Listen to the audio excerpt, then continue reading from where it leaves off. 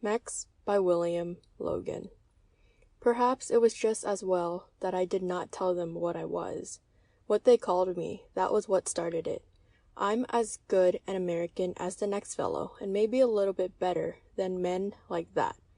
Big men drinking in a bar who can't find anything better to do than to spit on a man and call him Mex. As if a Mexican is something to hide or to be ashamed of. We have our own heroes and our own strength, and we don't have to bend down to men like that, or any other men. But when they called me that, I saw red and called them names back. Mex Kid, one of the men said, a big, red-haired bully with his sleeves rolled back and muscles like ropes on the big, hairy arms. Snot-nosed little Mex brat. I called him a name. He only laughed back at me and turned his back, waving a hand for the bartender. Maybe in a big city in the north it would be different, and probably it would not. This toleration we hear about is no more good than an open fight, and there must be understanding instead.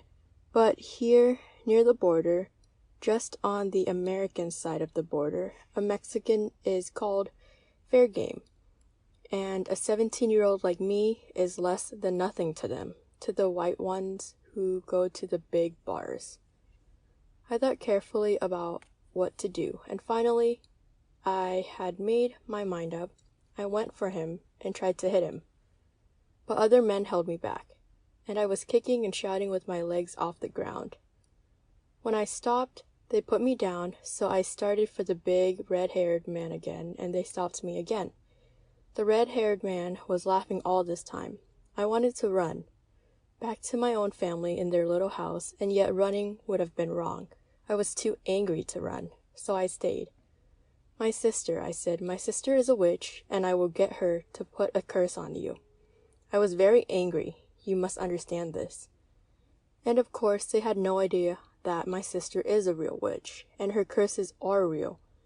And only last year Manuel Valdez had died from the effects of her curse. Of all people, sometimes I wish I were my sister most of all. To curse people and see them shrivel and sicken and choke and die.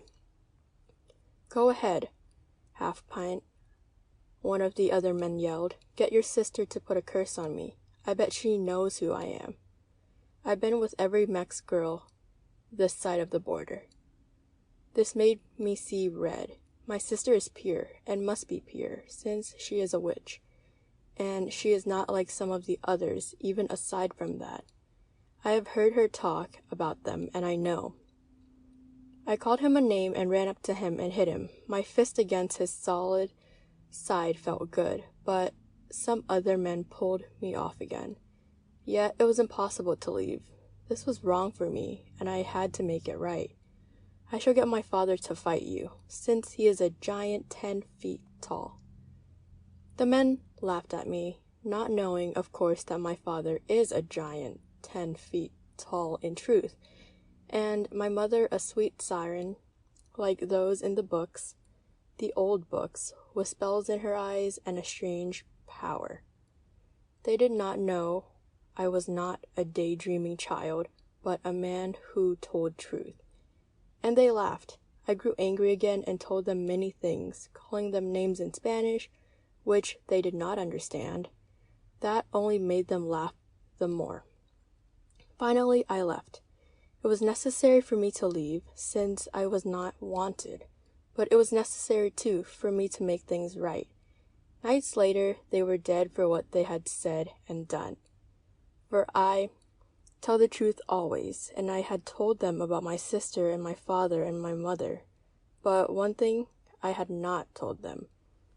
I am sorry they could never know I was the winged thing that frightened and killed them, one by one. End of Mex by William Logan.